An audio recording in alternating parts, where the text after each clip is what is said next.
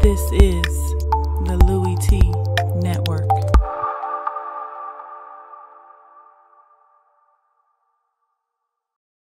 I'm ready for some football. I don't know about you. Who else could it be but your man Lou? Yeah.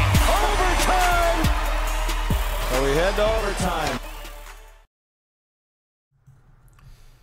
Who else could it be but me, your man, Louie Tee? Welcome to Thursday Night Football Overtime. Wow. I'm your set man, Louie Tee. Thank you for joining me on the program. Who saw that one coming? Let me start with three things, okay? Three things right off the bat. One, there are a couple of names that I'm going to randomly say just because I like saying them. Soso Jamabo and Johnson Batamosi. How do you not love those two names? That has nothing to do with what we're going to talk about tonight. Number two, damn, the Kansas City Chiefs. They're good. I talked about this in the preseason, if you remember, after the third preseason game when they played Seattle. I said, man, the Chiefs are good. I don't know if they're good enough to win the AFC, but I told you, I said, damn, the Chiefs are good. And I also told you, if you remember in the draft wrap-up series, that Kareem Hunt was going to be a stud for this team. Now, I didn't expect him to get in this early. No one saw the Spencer Ware injury coming. But I said when he gets his opportunity, look out for Kareem Hunt. The kid is a natural. You saw it on full display tonight. And number three, the sky is not falling in New England. They're just not good on defense right now. Make no mistake about it. You trade away as many players as they did. You bring in as many new pieces as they did. And there's going to be a cohesion issue. You lose some guys during the course of the game, i.e. Dante Hightower. You're going to have some issues defensively when he's probably the best you got in your front seven. And he goes down and you got a bunch of new guys like Cassius Marsh who just came on board, and you're relying on young guys like Flowers. And I saw a ton of the Arkansas guy that they just drafted in this past year's draft. I didn't expect to see him on the field as much as I did. They had a lot of young guys out on the field, a lot of guys that, frankly, I don't think they were thinking they were going to have to count on this early. But when you make some of the moves the Patriots have made over the last, you cut Coney Ealy. You traded for Coney Ealy, okay? You dealt a second-round pick to the Carolina Panthers for Coney Ealy, and you cut him for no reason other than he didn't fit into the Patriot way. He didn't conform to the Patriot way. These are the types of things that can happen to you. You can get 42 put on your skull in the opening week of the season, in your crib when you get your Super Bowl rings. But I digress. The Patriots are fine.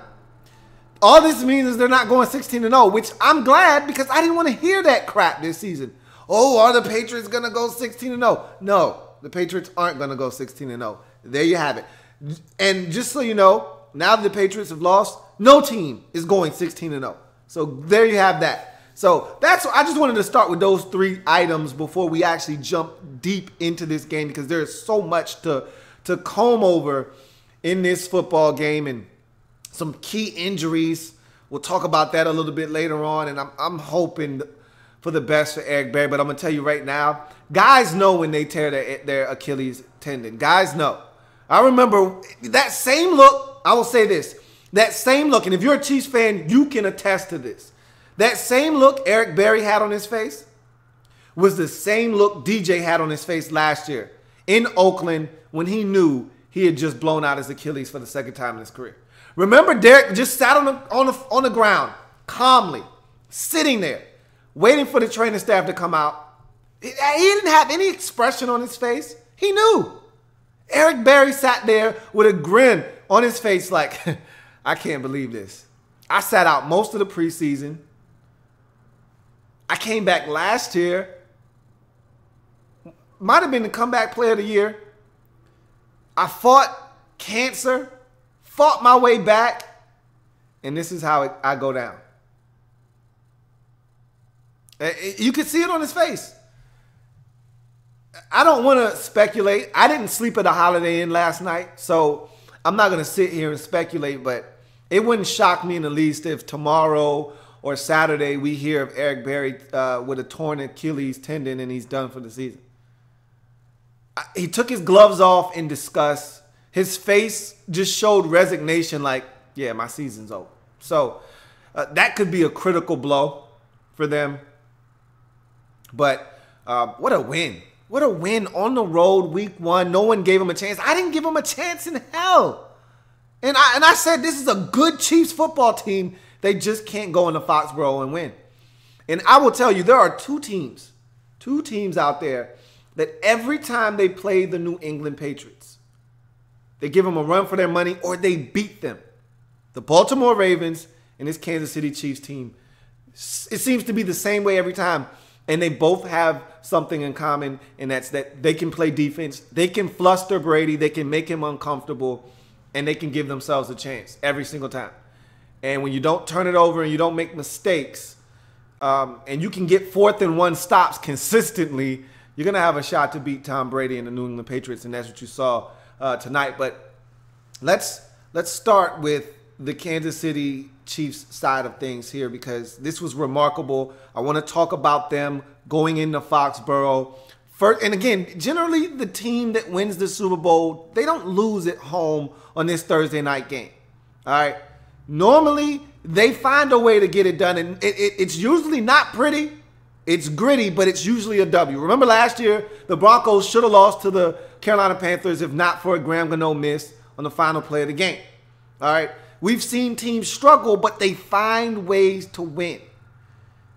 The Patriots simply couldn't do that because the Chiefs would not allow them to. Let's go back to the beginning of this game. The turning point of this game for me, obviously, is the 4th and 1 stop. And you can take it back a play further. The Gronk drop on that Brady throw on that 3rd and 10 where you get the offsides penalty on D Ford to give them another opportunity. If Gronk catches that football, this is a totally different game. It's 14-0. You're coming off the Kareem Hunt fumble. This team would have been in a state of shock, down 14-0, only having run one offensive snap. Okay? Totally different game. But you get the Gronk drop. They overturn that, which was the right call. It was not a catch. They go for it on 4th down after gaining 4 yards on the next play. And the Chiefs defense rises to the occasion, gets the stop, and the offense takes the football, methodically drives it down the field. And I've always said this about the Chiefs. I think they have the best set of tight ends in all of football. The Ravens have a deeper group, but they're never healthy. They're either suspended or they're not healthy. This Chiefs team has the most talented group of tight ends in football, okay? And you saw one of those talented receivers at the tight end position step up and make a play in Demetrius Harris, who I absolutely love, as a guy that will block in the run game, as you saw tonight, and also catch the football, an ex-basketball guy that can box out defenders. And that's all he did on that play was he turned around, pivoted, and boxed out 2 defenders, and it was a perfect throw by Alex Smith. And we're going to talk about him because, you know, I give Alex Smith a lot of flack, and I'm not going to stop because of one game. You saw the graphic up there of the least amount of 300-yard passing games by a guy with over 100 starts. But there's a reason for that, and we'll talk about that a little bit later on. But he was magnificent tonight. We'll talk about him outplaying Tom Brady thoroughly in this football game. But that was a great throw by Alex Smith, and it's a touchdown. And it was a methodical drive, and they put some plays in there that they thought would work against this Patriots defense. And they came out with all the stops. Remember, there's a play where Kelsey takes a snap from the shotgun.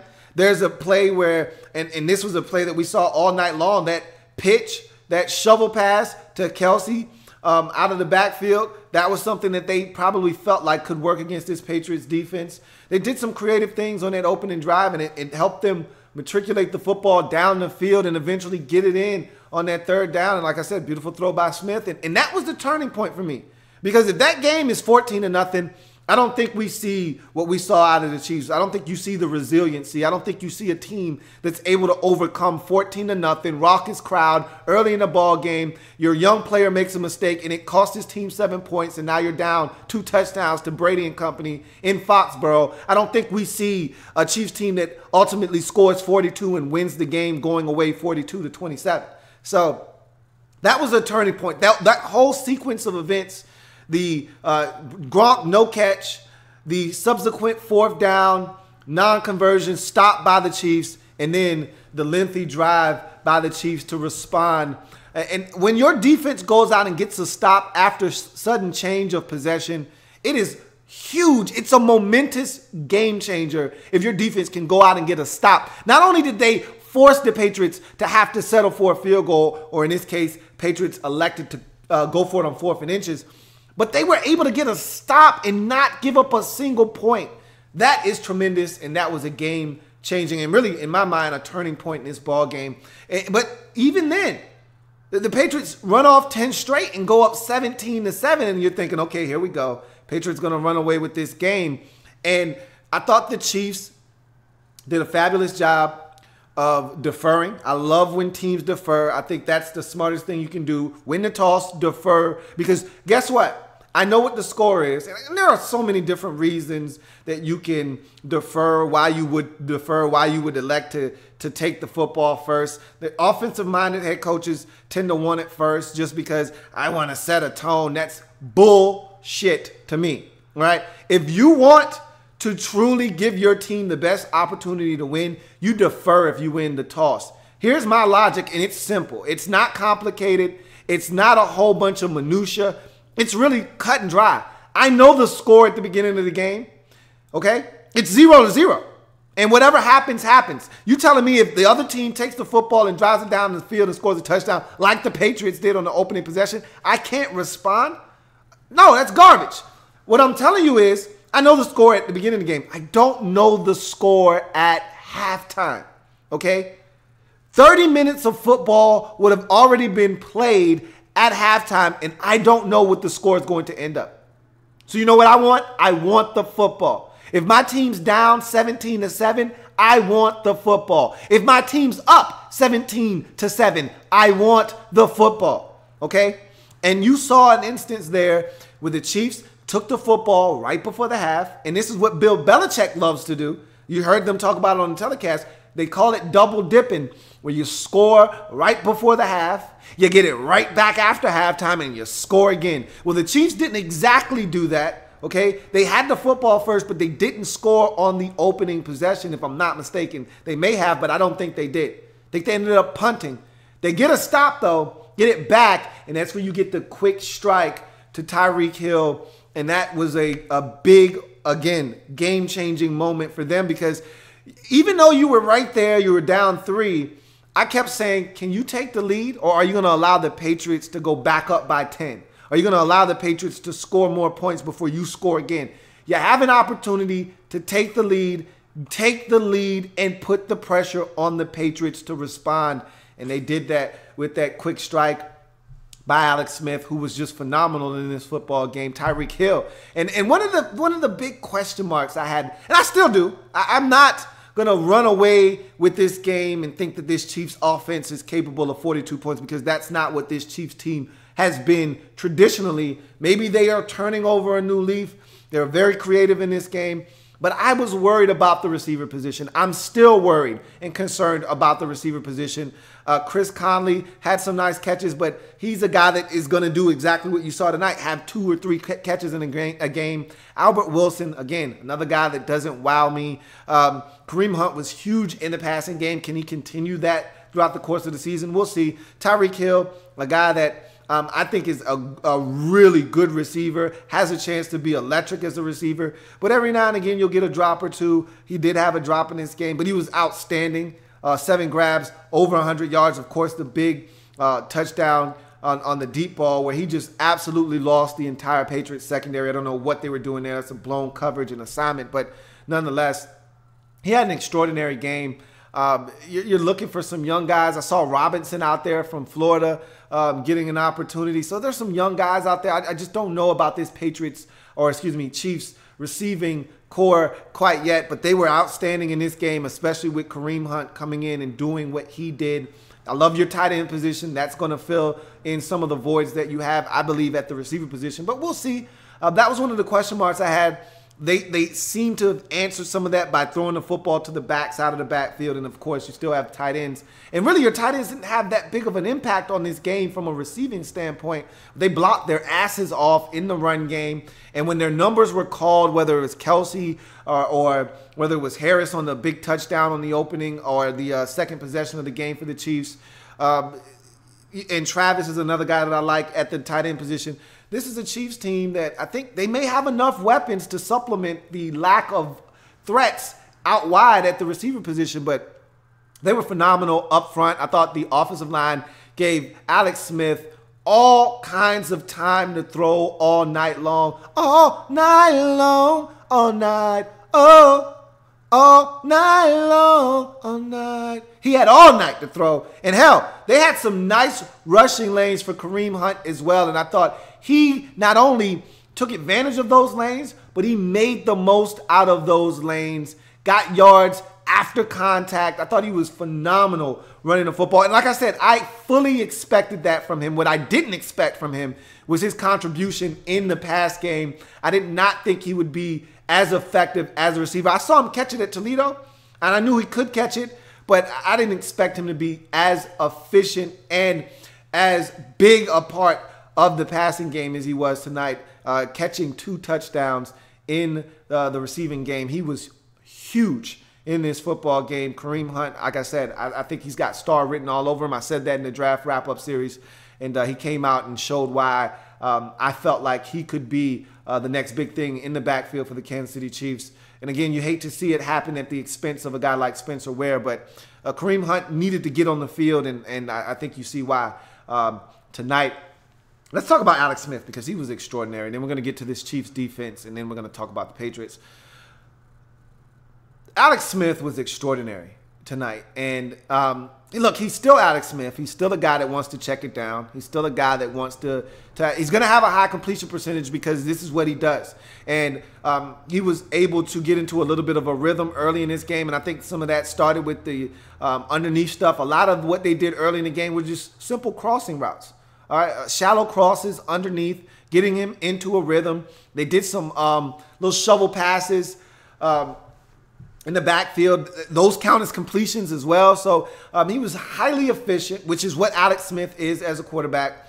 But I love the fact that that efficiency underneath led to some deep shots that he did not miss. And I give Alex Smith a lot of flack for checking it down a ton, which is what he is. You can't change your stripes at this point of your career.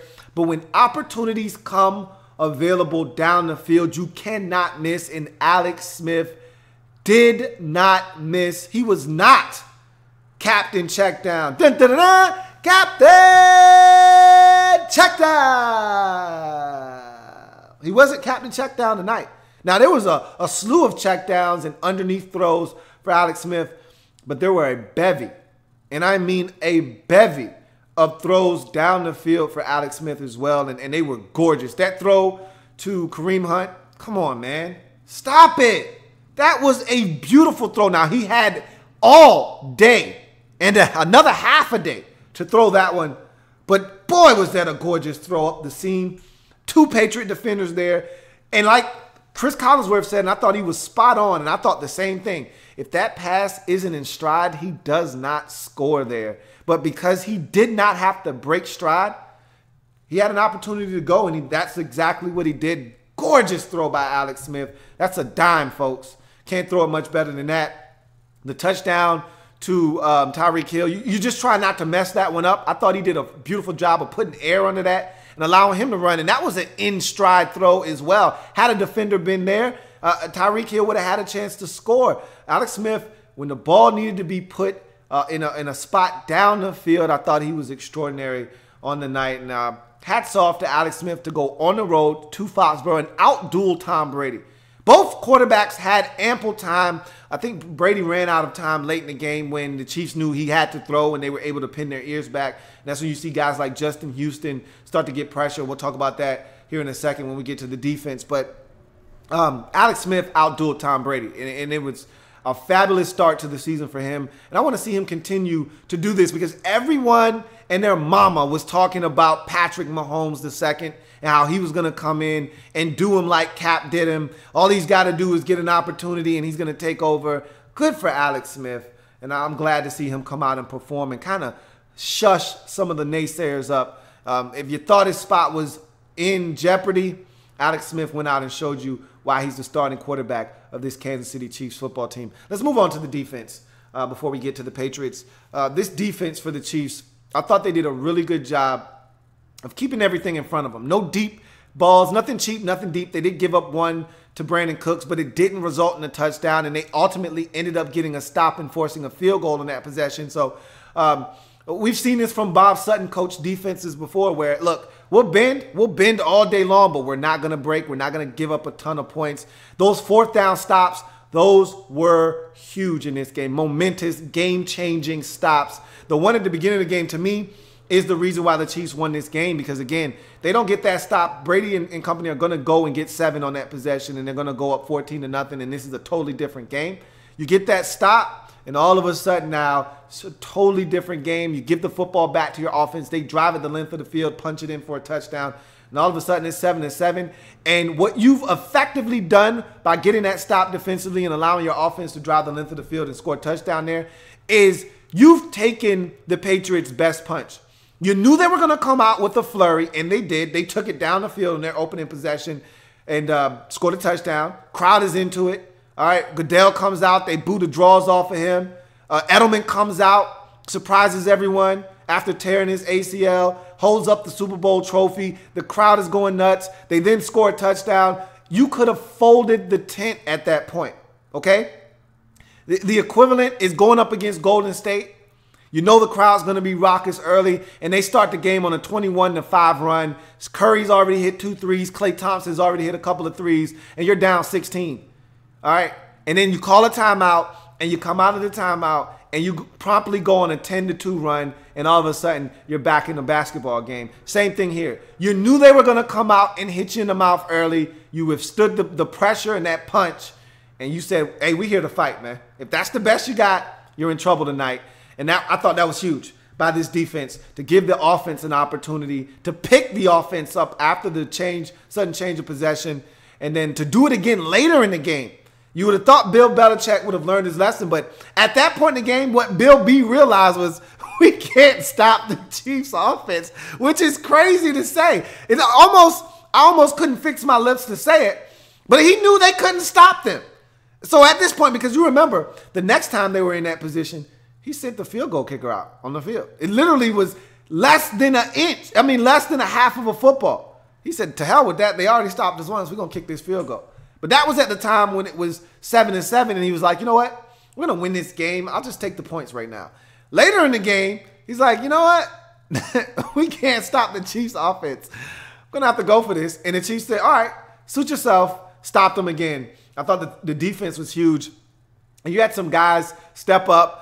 This was a penalty-filled game for the Chiefs. Number 39 was getting his ass roasted over there. And I thought that ultimately that's what happens to young corners in this league. Baptism by fire. You throw them in there. You say, hey, help us out. Give us what you got. And he got work. Cooks was giving him work over there, and he was panicking, and he wasn't finding the football. But when it was all said and done, he made a huge play, and it was almost by accident. He swung and missed, and then the other hand came in and knocked the ball away. It doesn't matter how you get it, by hook or by crook, just get it done, and he did. And so kudos to him for getting it done. His name escapes me. It's Terrence something. I just can't remember his last name at this point. But bottom line is, guy stepped up. Rameek Wilson, I thought, had a strong game inside at linebacker. Derek Johnson is back. It's good to see DJ out there running around. Thought he had a great play in the end zone to break up a pass. They thought they were going to split Rex Burkhead out one-on-one and win. And DJ's like, are you serious? Rex Burkhead? Man, get out my face with that. So I just thought this was a really good showing. And Justin Houston, he's back. Guess who's been Zach? Justin Houston is back, and that's so refreshing. 2 sacks in this game, and I told you this. The Chiefs' defense is at its best when they got Justin Houston. And I'm not telling you anything you don't already know, okay? This isn't rocket science. The Chiefs' defense is at its best when Justin Houston is healthy and in the lineup. And we saw what D Ford did last year, okay, putting up double-digit sacks. At one point, he was carrying his defense from a pass rush standpoint because you had no Tamba Hali, you had no Houston. It was really, you had Frank Zombo, who scares absolutely nobody, and you had D Ford, and he was literally carrying this team defensively on his back for a stretch last year. And so he's got help now in the form of one of the most elite pass rushers we have in this league in Justin Houston. He looks healthy. He was dominant in the run game on that second 4th and inches stop. That was all Justin Houston, okay? On the first one, Eric Berry filled the hole beautifully. And again, I'm wishing that Eric Berry comes out of this thing with just some type of sprain or strain, but it did not look good. And I saw the face of a man that came to the realization that the season was over on the turf in week 1. So I'm hoping I'm wrong about that, but I've seen this. I've watched football. I'm a professional football watcher. This is what I do. I've seen that look on a man's face when he knows his season is done. And I think Eric Berry may have torn his Achilles, but we'll see. But he had a tremendous stop on the first 4th and inches, and Houston was outstanding. This defense was outstanding as a whole. And so hats off to the Kansas City Chiefs for a magnificent opening weekend win. First game of the season on the road, tough environment. No way I thought they were going to pull this off, but yet they did, and they did it on both sides of the football. You say the Patriots scored 27. If you would have told me the Patriots were going to score 27, I would have told you that would be enough to win this game. The fact that they scored 27 and they still lost by 15 speaks volumes to just how well this Chiefs team played on really both sides of the football, especially when you look at Brady's numbers. Brady was scared in the second half of this game. And you can tell when you're starting to get to Brady, he starts fidgeting, he starts seeing ghosts, he starts getting rid of the football. My favorite sequence of the game defensively for the Chiefs was the last one, where they sacked Brady twice. They hit him. Well, they hit him once, sack him on the second play. And then on 3rd down, he's so scared, he checks it down and skips it to the running back who's running the crossing route. He's so scared at that point. I love it. I love it. I love it because the Chiefs are one of the few teams in the league that can do that to Tom Brady. We've seen them do it to him before. There's not many teams that can rattle the cage of Tom Brady. You've got to really be an efficient but yet a ferocious defense. And I thought the Chiefs did a great job of mixing and matching their coverages. They didn't come after Brady tonight very often. There were a couple of times where Sutton ratcheted up and they came with 6-man pressures. But for the most part, it was 3-man rushes, 4-man rushes. They were dropping guys. Justin Houston flattened Danny Amendola on a crossing route on the 3rd down. Brady thought he was wide open. Houston's dropping and gets good depth, eyes on quarterback, sees the crossing route, and flattens Amendola, who drops the football and is slow to get up on the play. And they got a punt. I mean, they did a really good job of mixing and matching their coverages. They played a lot of man. They also dropped into zone coverages. I thought they did a really good job of keeping everything in front of them and again, not giving up anything cheap and deep. They made the Patriots earn everything they got in this game, and it resulted in a 42-27 victory. Let's go to the Patriots side of things now. Let's talk about them in this game. I thought from the set of this game, from the word go, Brady wasn't sharp. If you remember the first play of the game, he's got Dwayne Allen wide open down the sidelines, a blown coverage by this Chiefs defense, and he misses him. And that's rare for Tom Brady, okay? It happens to the best of them. You know, you're going to miss passes, but you just rarely see that from Tom Brady. And he missed badly. It wasn't like, you know, it was a situation where he just missed them off his fingertips. I mean, he was pretty high on that pass. Like, I don't even think Dwayne Allen got a piece of that football. And so for him to be as wide open as he was, Brady missed him. And I thought that was a sign of things to come. He wasn't as sharpest. Not to make any excuses, though. The Chiefs defensively did some good things. And I think you're seeing a Chiefs a Pats offense now that wants to stretch the field because they have a new toy and a new weapon in Brandon Cooks. They feel like they can go vertical now, which hasn't been a large part of their offense over the last 3 or 4 years, really since Randy Moss, to be honest with you. They haven't had a real deep threat in New England. And so a lot of their offense has been the horizontal short passing game where Brady just, goes surgical on you and picks you apart, nickel and diming you all the way down the field. Well, now they have a new toy, and they feel like they can stretch defenses. And I thought they went a little deep happy tonight. A lot of passes down the field unnecessarily. But, again, when the guy – and I've said this before, and I've said it many a times. That's why I didn't like the way they treated Edelman in free agency 2 years ago. Because I'm like, you guys know what this offense looks like without Julian Edelman. That year that Edelman was a free agent, he got hurt in that season and missed about 3 or 4 games late in that season, and they struggled down the stretch. And I said, you don't want life after Edelman. You don't want that. Go ahead and sign the man up. Okay? What are you waiting on? Don't do this whole Patriot way nonsense. Sign the man up because your offense doesn't look the same when Edelman's not winning in the slot. And you saw a little bit of that tonight. Now, Amendola picked up the slack. Amendola was huge tonight. I think he eclipsed 100 yards receiving or somewhere around there. But it's not the same. And guys weren't winning tonight. To be honest with you, there was a lot of sticky coverage, a lot of guys glued to Patriot receivers. Okay, Chris Hogan was non-existent tonight. They stuck to him like glue. They worked Cooks, and I thought Cooks had a nice debut, but he only had 3 catches. He did have a couple of big grabs, but he only had 3 catches on the night. All right. Gronk was pretty much taken out of the game by Eric Berry. So you look around the field and you say to yourself, who's winning? The only guy winning consistently tonight was Amendola. And the Patriots that I know, they win out of the backfield. They win with the short passing game. Rex Burkhead was supposed to have 5 catches tonight. James White was supposed to have 4 catches tonight. Mike Gillislee was supposed to have 4 more out of the backfield. They were supposed to Deion Lewis was supposed to have another 3. They were supposed to exploit the linebackers of this Chiefs defense out of the backfield with running backs. And instead they decided to try to stretch them vertically, and they didn't win. And I think that's the Edelman effect. And they're going to adjust. Brady's going to adjust. They're going to be fine. But it's going to take time. And so I just thought you saw a team that tried something different tonight, and it didn't work.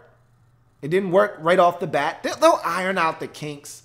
They'll reinvent the wheel, or they'll just come back to their senses and realize, hey, it's okay to take a shot to Brandon Cooks 2 or 3 times a game. That's okay. That's why we got him.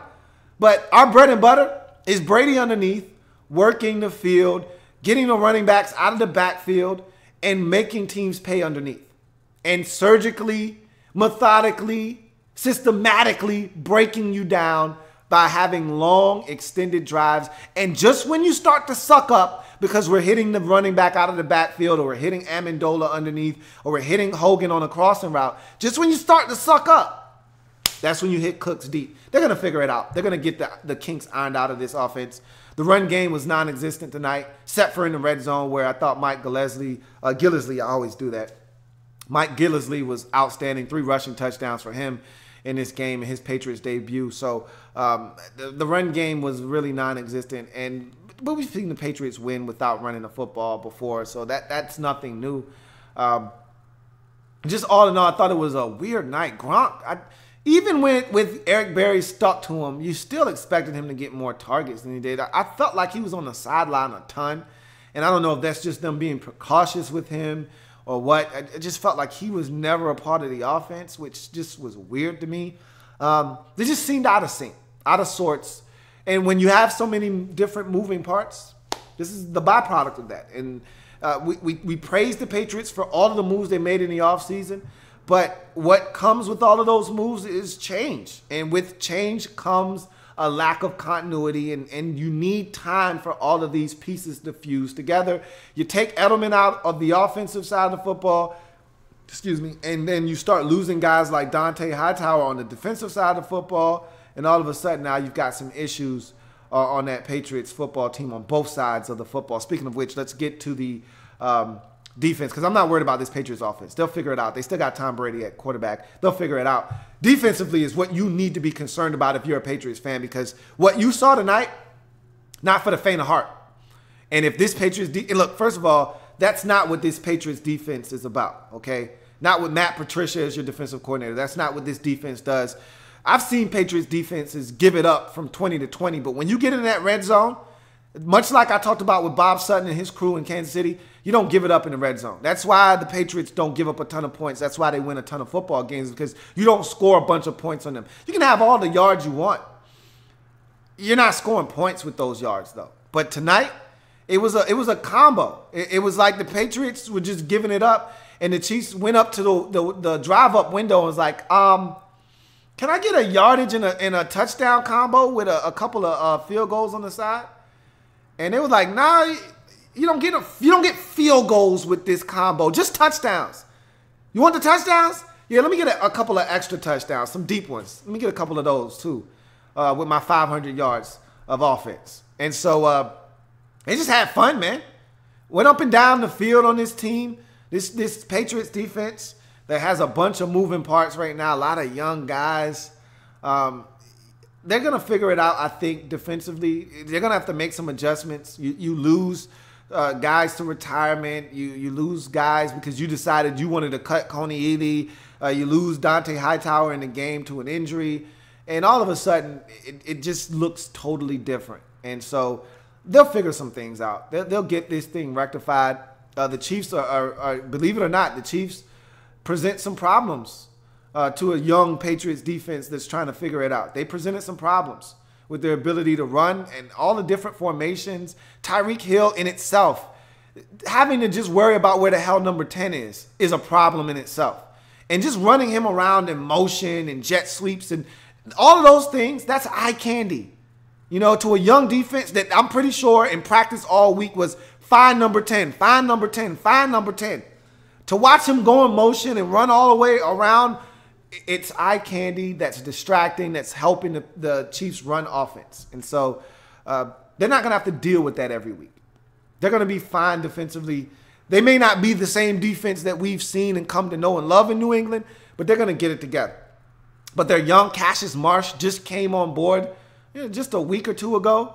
There's a lot of moving parts there, a lot of young guys, a lot of guys that you didn't think were going to have to contribute. Kyle Van Noy is, even though you traded for him last year, he's still figuring out some things, getting his feet wet in his defense. So there's a number of moving parts with the Patriots. They'll figure it out like they always do. They'll put it together. But tonight was a little bit of an eye-opening experience because you don't see this from the Patriots very often. We saw the stat. Tom Brady's 105-2 when he's leading going into the fourth quarter with Belichick. Make that 3 now losses for them. And 2 of them have come on primetime. I remember them losing to Seattle last year on a Sunday night. But this was impressive by the Chiefs. The Patriots have to go back to the drawing board. They'll fix some things. They'll correct some things. And they'll be better the next time you see them come out. But make no mistake about it. This was more about the Chiefs than it was the Patriots tonight. The Chiefs posed threats and problems offensively. The Chiefs made plays and stops defensively, and they got the win in this football game, 42-27. Brady, like I said, he was not sharp early. I thought he missed some throws, and I thought late when the Patriots knew they had to throw, when the Chiefs knew the Patriots had to throw, they were able to pin their ears back, get after Brady, and make him uncomfortable, hence the 20 incompletions. It's rare to see Brady have more incompletions than completions in a game, but hats off to the Chiefs defense for making that possible in this game. Let's get to some of your comments and see what you guys have to say about this electrifying win by the Kansas City Chiefs. I don't think many people gave them an opportunity. I know I didn't. Some Chiefs fans out there may have believed, but I can tell you right now, there aren't many people out there that felt like this was an opportunity that the Chiefs would be able to take advantage of. I did not even believe. Even when they were up 28, 28-27, I said, they're still going to lose this game. Even when they scored the touchdown to go up 35, I said, they're still going to lose this game. It wasn't until I saw them get into the red zone on that last big run by Hunt where I said, they're going to win this goddamn game. They're under 6 minutes now. They're going to score at least a field goal because Cairo Santos is money. Even if they have to settle for a field goal, they're going to go up by 2 scores. They're going to win this game. That's when it finally hit me that they're going to win this goddamn game. So I take an L in the first game of my prognosticating season. And that's a little bit of a sour taste in my mouth. But Chiefs went out and took this one. That was impressive.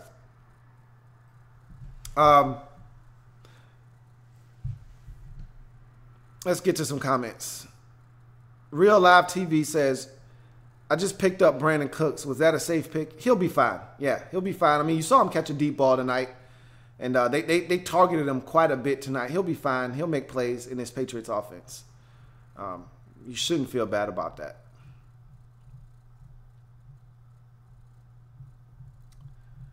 Let's see if we got any more comments. Remember, if you want your comments to be read, use the hashtag Louie Tee Live. Black L.A.B says, does this performance from the Chiefs elevate their postseason outlook for you? It doesn't, not yet. What it shows me, though, is what they're fully capable of when they're healthy. All right. That's what it shows me that I put a glass ceiling on the Chiefs, and I've said this a number of times. There's a glass ceiling there with Alex Smith as your quarterback. There's only so much you're allowed to do with Alex Smith as your quarterback. What tonight showed me is that when everything's clicking, when all cylinders are clicking for this Chiefs football team on the offensive side of the football, there is no ceiling, okay? So on one hand, I can sit here and tell you, sure, it changes things. On the other hand, I can tell you, nope, it doesn't really change things. It's one game, number one. Number two, they're healthy. It's week 1. Talk to me in week 17. Talk to me come January, because this team's going to be around. If they're healthy enough, they're going to be around in January because they're a good enough football team. I fully expect them to make the playoffs. As a matter of fact, I picked them to win the AFC West yet again. So they're going to be around. That's for certain when it's all said and done. The question is, how healthy are you? I think Eric Berry may be gone for the season. That's going to be a devastating, crushing blow. I've told you this before as well. When Eric Berry's not on this team, they're bad. That's a fact. Now, I don't know if it's going to have the same type of effect this time around, but the 2 times Eric Berry has been out of this lineup for the Chiefs for any significant time, they've been bad in those seasons. So they could start out well in week 1, and their season could fall the hell apart because of that Eric Berry injury. I mean, he's that big of a part of their defense. He means that much to their defense. Things are going to change drastically for them on the defensive side of the football now because Eric Berry's not in the lineup. And we're hoping that it's not a significant injury and that he's not going to miss the entire season. But like I said, I've watched enough football to know that look. I've seen that look. I know what that look looks like. I saw that look tonight. So we'll see. But no, it doesn't change it. It's 1 week, and it's week 1 at that. Okay? Remember, if I'm not mistaken, a couple of years ago, the Chiefs started out 1-5 before rattling off 10 straight wins. So, I mean, it's week 1. But that was an outstanding game. No doubt about that. Ouija HTTR says, 2 heads are better than 1 on this stream. LOL. I keep switching back and forth between the 2. Oh, man, you guys are hilarious. Why don't you have any donation button? Some people want to show some love, man. I'm trying to get all of that stuff situated. Next year, I know I will have all of that stuff set up. I'm just trying to get everything right.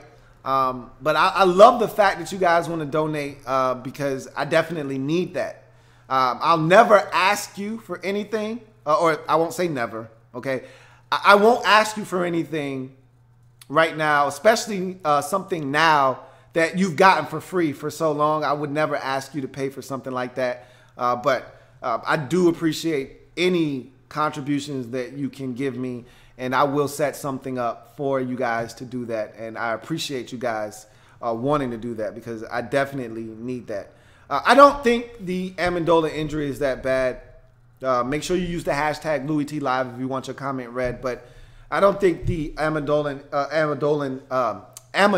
injury is that bad. But he has had concussions before. I remember he had some issues with that big time with the Rams before coming over to New England. So that's something to look out for. He did have a little bit of a situation where he took a knee to the head, left the game, and he did not return. So he's in the concussion protocol. Good thing for him and the Patriots is that they don't have to play again for 10 days because of this Thursday game. So he'll have an opportunity depending on how severe the concussion is, if in fact he does have a concussion. And we'll see when he'll be able to come back for this team.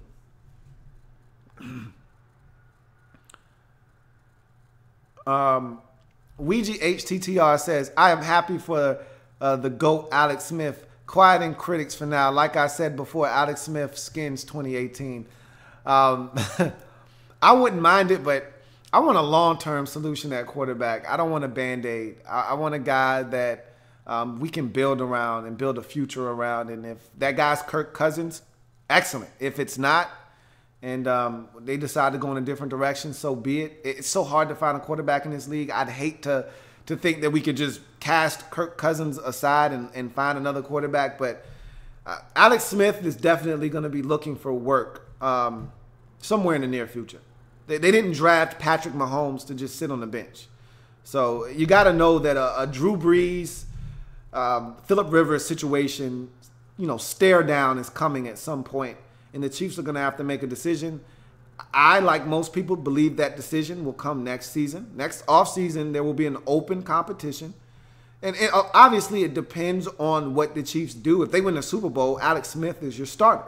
But if they don't win the Super Bowl, then I think there's an open competition next year. And that's considering and assuming that Alex Smith makes it through the entire season healthy. There'll be an open competition next year. And I think the Chiefs will be leaning towards Patrick Mahomes. If he does enough, they'll give him the nod.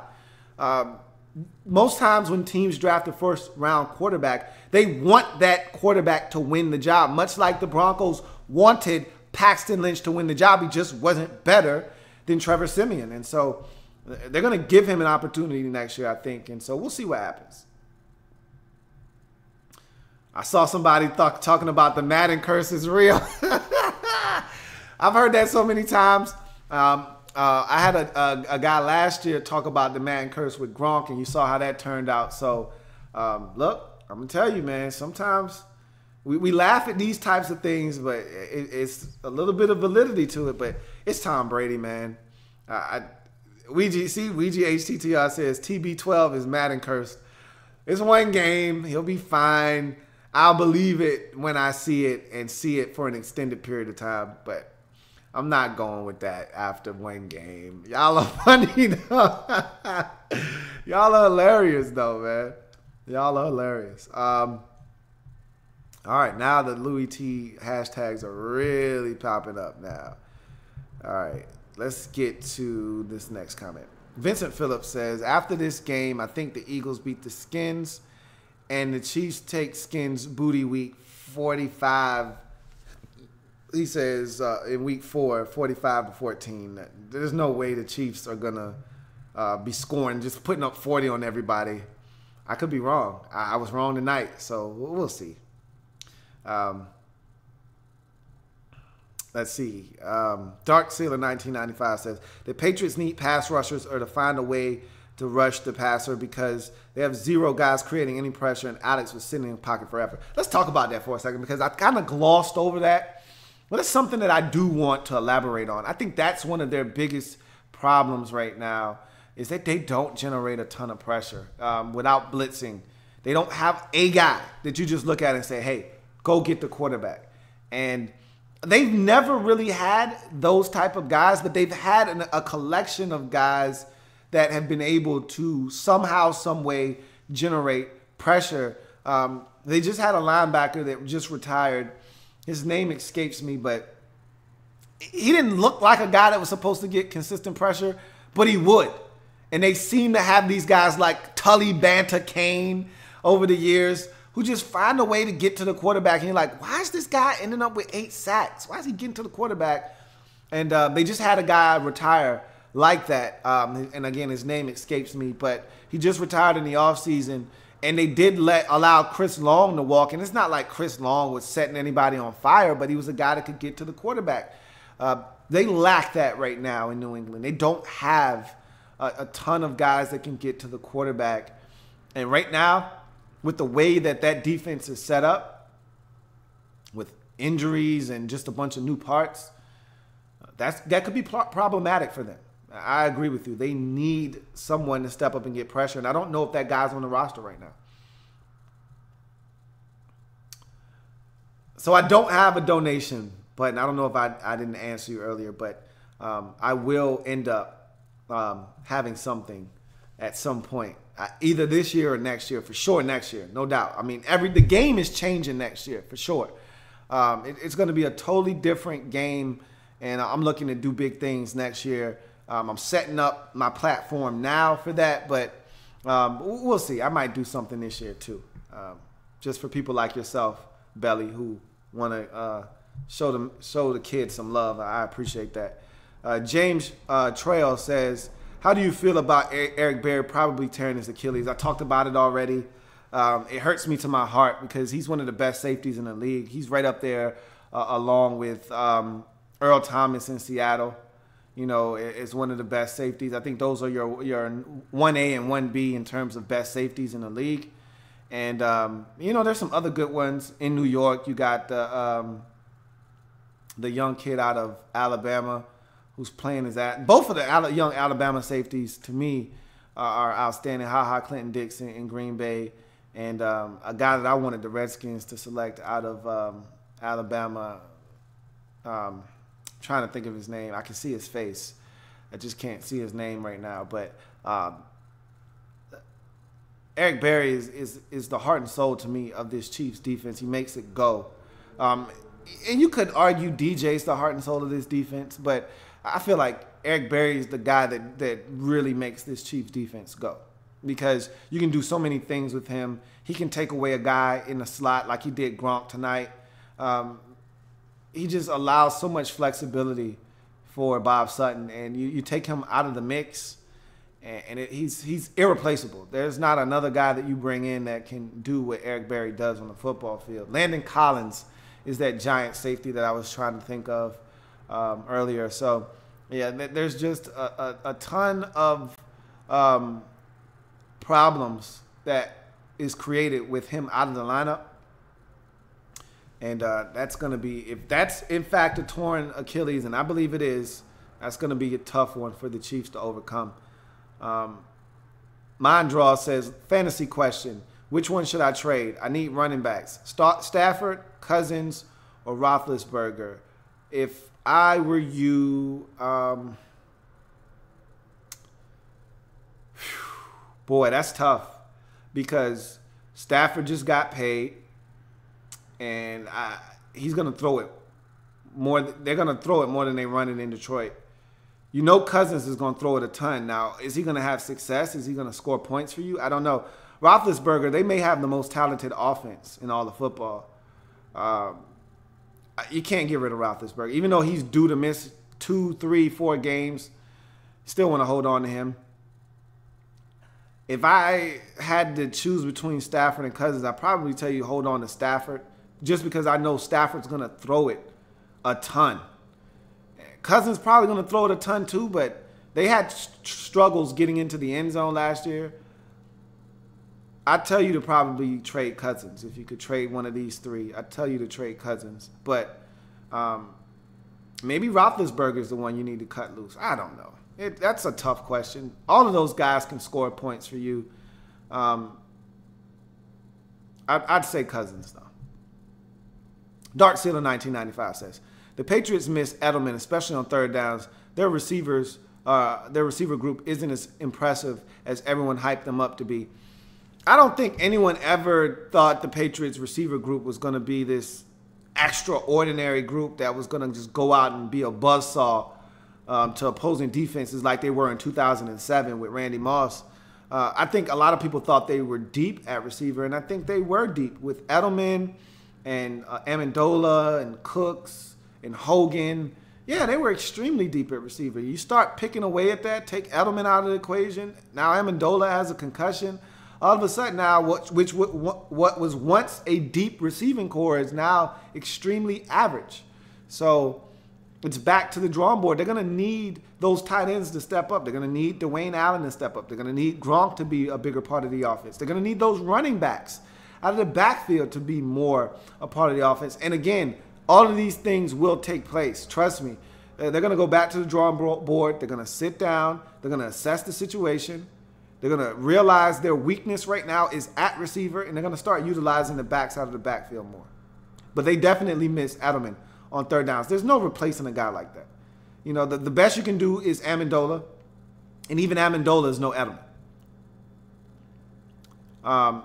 Cruising 26 says, did you do a draft breakdown for Kareem Hunt? He's a beast. I absolutely did, of course. You know I broke down every single player in the draft because I did every team in the draft. And Kareem Hunt, I did a breakdown. I gave him a triple grade, first of all. And I said, this guy's going to be a stud. He's got everything you're looking for. The only thing that he lacks is top-end speed. Go ask the two linebackers, Cassius Marsh and Cal Van Noy, how fast he is on that seam ball that he caught for a touchdown. Yeah, he's not going to win a ton of foot races. He won that one tonight. So he's got enough speed. Yachty TV says, who are your top 3 teams to become AFC champs?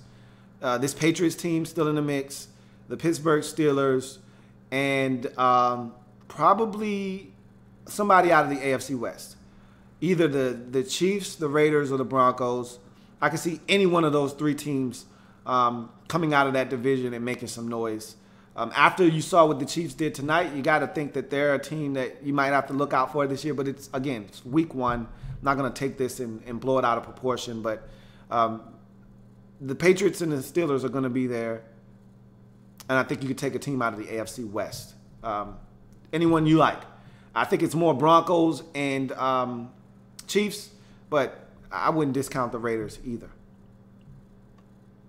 BE says Sunday needs to hurry up. It'll be here before you know it, man. And look, enjoy the season, okay? It's week 1 now, and we're all excited. Man, we're going to blink, and we're going to be at Thanksgiving. And it's going to be like week 12. And you're like, damn, football's about to be over already. So enjoy it. And for some of y'all, your team by week 6 is going to be trash. Straight asshole. Okay? So enjoy all of the hype that comes with the freshness of the season just getting underway and everybody having a chance. I'm listening to my man Sean Mack talk trash on Twitter earlier, talking about how they're gonna beat the Vikings over in London and he's gonna send them in their skull home and all of this stuff. You know why that's exciting? Because the Browns are 0-0 right now. Okay? We'll see if Sean Mack has that same tone in say 6 weeks from now. He may be a lot more reserved in his trash talk by then. But right now, everybody's got a shot. Everybody's a winner right now. I mean, that's why you got to love this time of the year. Go Getter says, Andy Reid and the effort the Chiefs put in tonight deserves major props. Agreed. And I've said that at least 3 or 4 times tonight. The Patriots got manhandled in every facet of the game. Yeah, they did. I watched the Chiefs systematically break down this Patriots football team. And that's usually what the Patriots do to the opposition. I watched the Chiefs do that to the Patriots in this game, and that's rare. You rarely see the Patriots get broken down the way that they got broken down tonight. It's just not something that occurs that often. But yet, I watched the Chiefs systematically break down the Patriots in every facet of the game. They ran it on them. They threw it on them. They pass protect. They run blocked.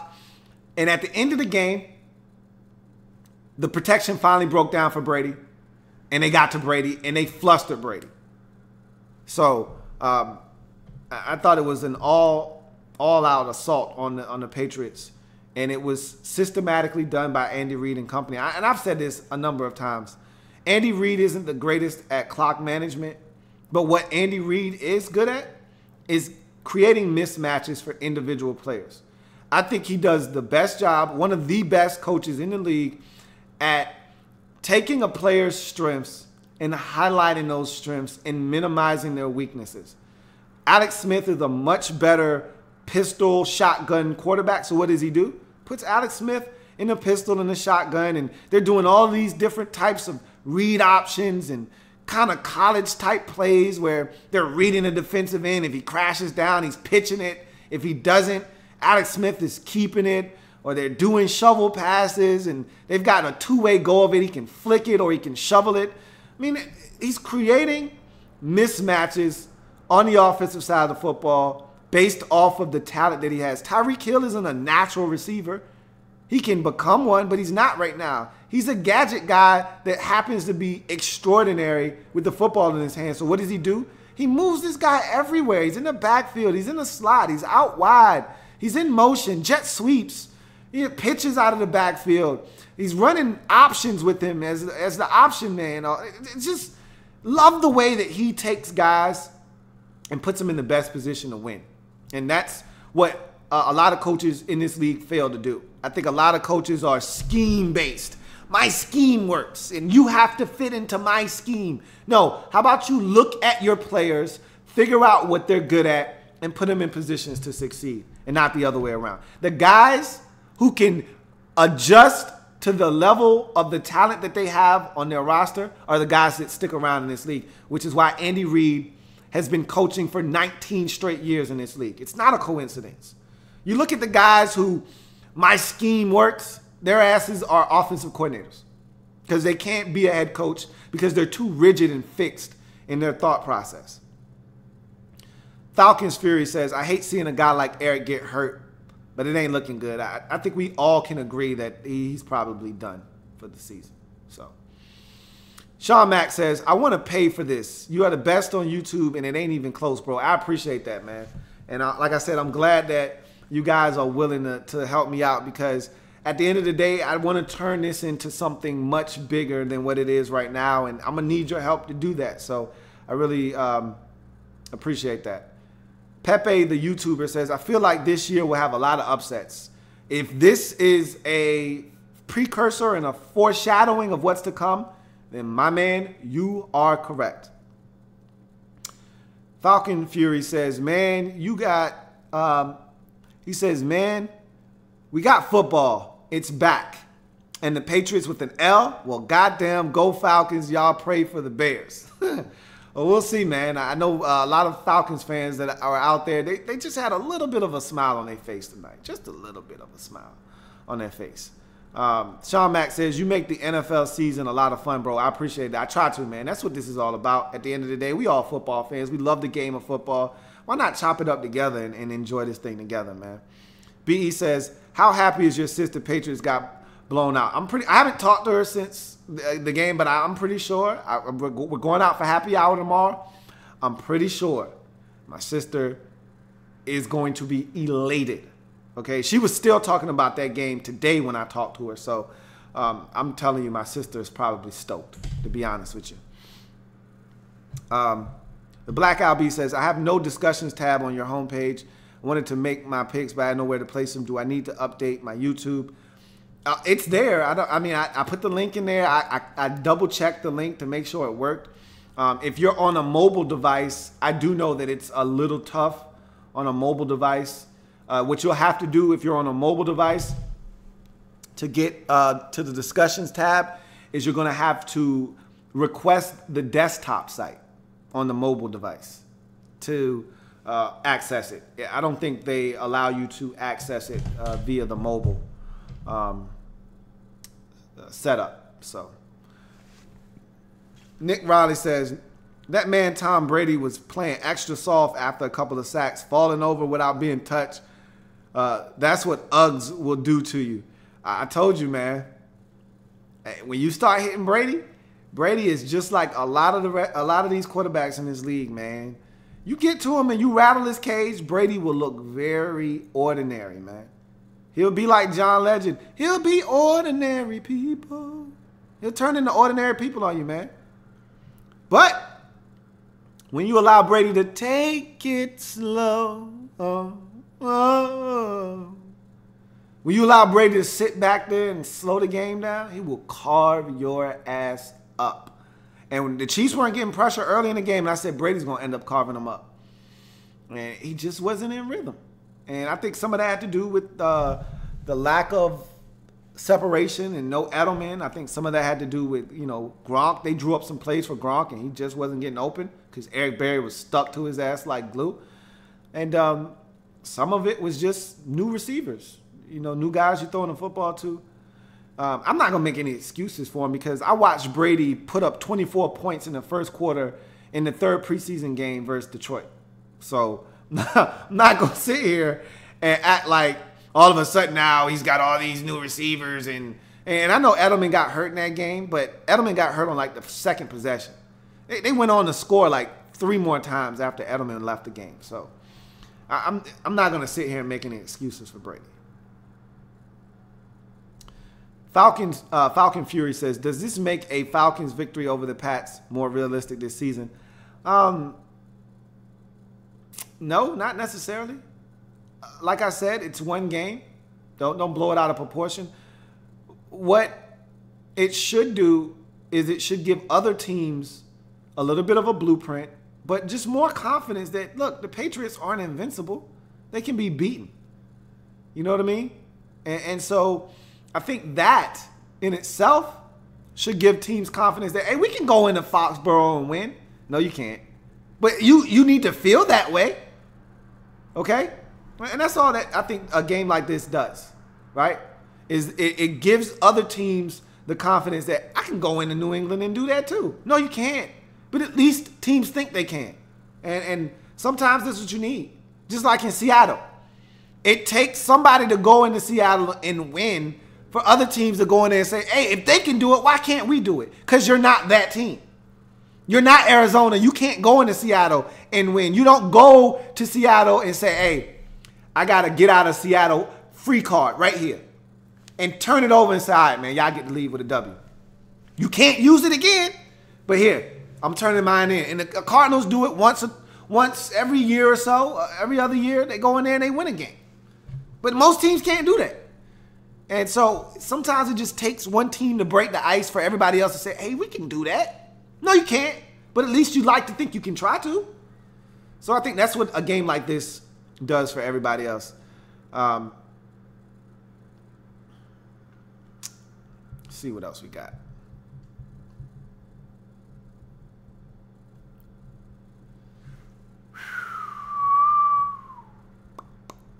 Lost my place. Here we go. Belly says, how do you feel about Roger Goodell making decisions to suspend players just off what he feels instead of due process and efficient evidence? That's Raj, man. Raj is full of shit. We've known this since the man got the job. He's been handing out bogus suspensions since he got in office. All right? It's not going to change. I heard that the league is about to extend Roger Goodell. So he's not going anywhere. The only thing, and this is why I think, like, I don't want to hear this. I don't even want to think about this because life without football is unbearable, okay? But, and I think it's real. You hear people because they're negotiating and you hear somebody like the head of the NFLPA, Damari Smith, say, oh, 2021, it's inevitable that we're going on strike. The players are going to go on strike. And I think one of the biggest issues that is going to be laid out and the owners are going to have to make a decision on, what they want to do is that Roger Goodell can't be the judge, the jury, and the executioner. I think the players realize, hey, this man got too much power, man. Like, he doing what the hell he want to do. That Brady suspension was bogus as hell. This Zeke suspension is trash. Okay, they had an investigator. The NFL had an investigator talk to him, and she said, I wouldn't have suspended him any games after talking to him, and the chick is not credible. Rod said, hey, he pulled down a chick's shirt on St. Patrick's Day. Let's suspend his ass. Rod has already made up. And look, I already told you, Ezekiel Elliott doesn't respect women the way that he should. I'm not defending him, but they don't have enough evidence. A wise man once told me, if the glove does not fit, you must acquit, man. You don't got enough evidence. Let the man play. But that's Raj for you, man. Falcon Fury says, man, I got a 20 just collecting dust, piling up on it. Get that damn donations button. I'm tired of looking at it. All right, man. I'm going to get on it, guys. I'm going to get on it. DW2 Elite says, don't disrespect the Madden curse. The curse is more reliable than any other bet in this game. I'm starting to see the error of my ways, man. That Madden curse is starting to look real, but it's Tom Brady, man. I think he's going to be able to overcome it. We've seen guys have big seasons with this whole Madden curse thing, but I tell you what, there's been more guys that have succumbed to the Madden curse than there are guys that have actually went out and had big seasons while on the cover. So we'll see. Chad Hayes says, you think Brady's going to lead a comeback season like 2014 again? Hashtag Pats Nation. He's going to be fine. It's not like the Patriots got off to a 1-3 start. They're just 0-1. I mean, it's not often they're 0-1. It's not often the Patriots are under 500 at any point in the season. They're going to be fine. They play in the AFC East, for God's sakes, okay? Worst case scenario, if they're struggling against the upper echelon teams in the league, like Pittsburgh, like Denver, guess what? You get to play the Dolphins twice, the Bills twice, the Jets twice. You'll be just fine. You'll be fine.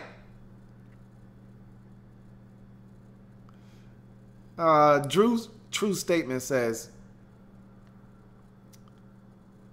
seriously though, why haven't a network called you and given you your own show? I don't want a network. You know why? Because I can't say shit on a network. I can't say, man, fuck that. Now, you know, I don't use the F word very often, but if I want to, if I feel the need for that word to be used for intent and for effect, I can. And I can't do that on Fox or ESPN or any other network out there for that matter. Only network I can do it on, the Louie Tee Network. So I just gotta make it blow up here. And I plan on doing that. So appreciate that. Blackbird Blitz says, with that double standard, Louie T with that double standard. Here we go. What I do now. Matty Ice has one bad game and you cancel. No, see, stops. First of all, are you, wait, time out. Time out. Are you comparing Tom Brady and Matt Ryan? Did you just do that? Please tell me you didn't just do that. Please, B3. Please tell me you didn't just do that. Okay? We're talking about a man that has, what are we at, 5 or 6 Super Bowls? With a guy that has none. We're talking about a guy that took him how many years to win his first playoff game? And a guy that won not only his first playoff game, but won the Super Bowl in his first season in the playoffs. Come on, man, stop. And it wasn't one bad game from Matt Ryan. I'll have you know. It was a couple of unfulfilled seasons for Matt Ryan, okay? Some of that wasn't his fault. Some of that was offensive line play, okay? It was shoddy. But I'm not here to make excuses for guys. Tom Brady has had who at receiver? Come on, man. First of all, don't do that. Don't approach greatness like that. Okay, if you're going to step to the throne, you better have your shit correct. Matt Ryan, Tom Brady, come on, don't do that. Don't do that. Don't do that. And yes, I still respect Brady. Would you expect me to just throw away the man's legacy as the greatest quarterback ever because of one game? Come on, man. Stop your nonsense. You know better than that. Cruising 26 says, I would definitely donate. Your breakdowns are the best part of the offseason, man. I appreciate that.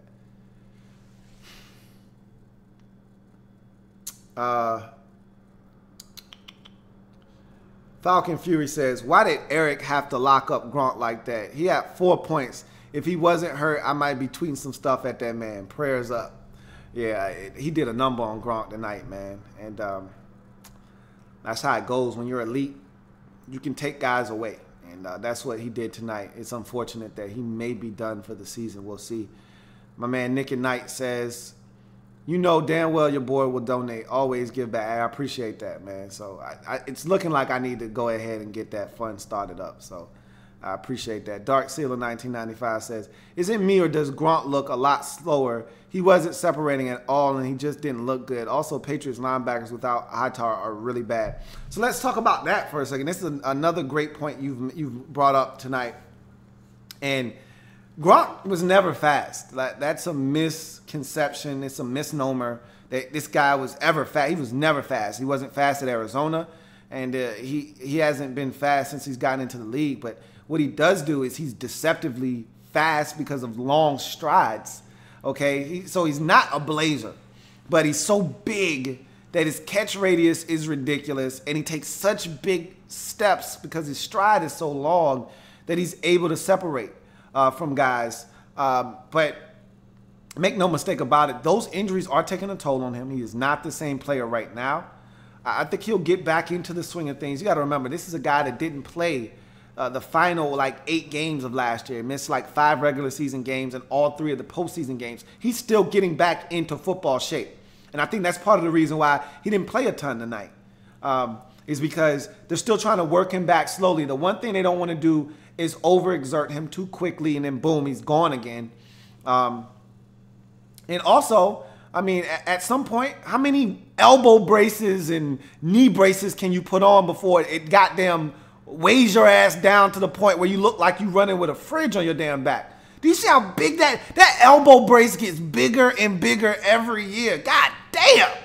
He looked like he could elbow somebody and put them into the concussion protocol with that damn elbow pad he got on, man. God damn, that brace is huge.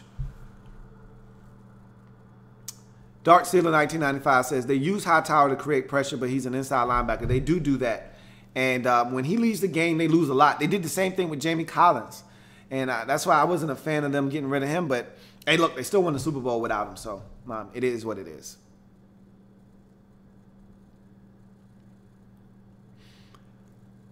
Almond Robinson says, how do you see the Saints and the Patriots matchup after this game? Hard to say. I still got to see the Saints play on Monday night versus the Vikings, which should be a lot of fun. Adrian Peterson going back to his old stomping grounds. It's hard to really say because the Saints might stink, which I don't think they will. They got Drew Brees. They're still going to be good. The defense might still be horrible. The defense might be much improved. We're going to find out. So it's still too early to say. But one thing's for sure, the Patriots are going to make adjustments. They're going to be better the next time we see them. And don't expect the same Patriots team that you saw tonight. Now, they may still struggle on defense. I'll give you that. But I don't expect them to give up 42 next week. Okay, or whenever they play the Saints. But anything's possible. Anything's possible.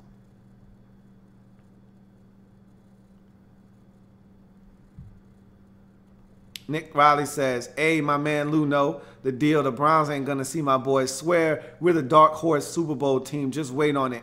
Go down in due time. Hashtag Skull to the bowl. We're going to see. The Vikings are, I think they're an under-the-radar team this year, no doubt. Blackbird Blitz says, can't wait for Thanksgiving Day. Dirty Bird Nation is flying high right now. Shout out to Sister Lou. Hey, you know, my sister, she reps y'all hard, man. No doubt. BE says, when you gonna drop me that follow on Twitter? Sometimes I swear I be already following you guys, and Sean Mack got on me a couple weeks ago for not following him. I thought I was following him already. I apologize. In any event, Sean Mack says, hell no, bro. We're gonna be 3-3 after week 6. So we gonna see. Hey, we gonna see. See. Black Al B says Gronk got the Stone Cold Steve Austin elbow Steve Austin elbow edition braces on. Hell yeah, them things look like those Stone Cold joints that he had on his knees at the end of his career when he was in the WWE. Yeah, that's what Gronk looks like he's on, man. Them things are humongous, dude. Like, god damn. So I feel like he'll be better. He'll be better. But in any event, Oh, got another one here.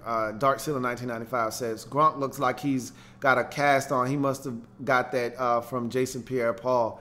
Maybe, man. I can tell you one thing, man. He did look a little slow tonight, but Gronk's never been that fast. I think he'll be fine.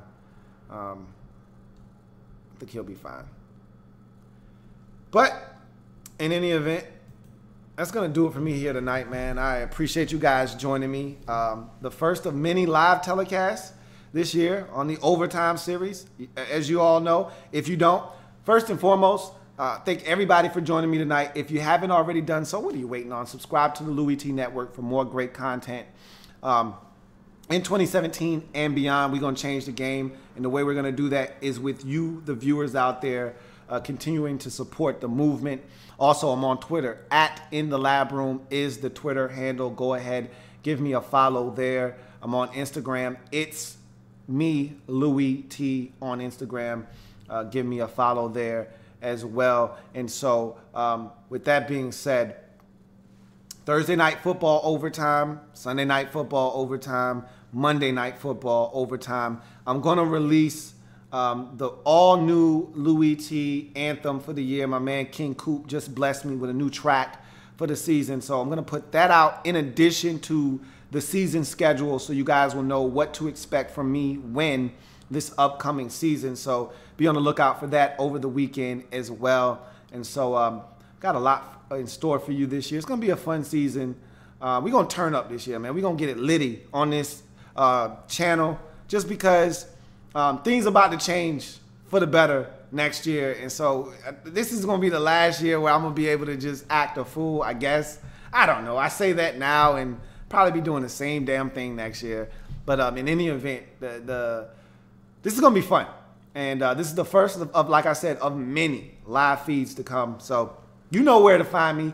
Immediately after the game, you know where the post-game show is going down here on the Louie Tee Network. I'm your man, Louie T. Thank you for joining me. If it happens in the National Football League, whether big or small, we cover it all here on the Louie Tee Network. Come back and join me as I continue to break down anything and everything in the National Football League. Boy, football is back like cooked crack. And I can't wait. Bart Scott can't wait for Sunday to go down. Got some college football. My Notre Dame Fighting Irish taking on Georgia with no Jacob Eason. Better beat those boys. So I got some football on Saturday. Got more on Sunday. I'll be back to break it all down Sunday, Monday. Be on the lookout for that schedule so you know what's coming. In any event, I'm your man, Louie T. Signing off. I'll see you next time. Thanks again for joining me. Broncos won the Super Bowl when Peyton Manning retired. 49ers won 5 games and Tom Sula got fired. RG's in Cleveland and my Rams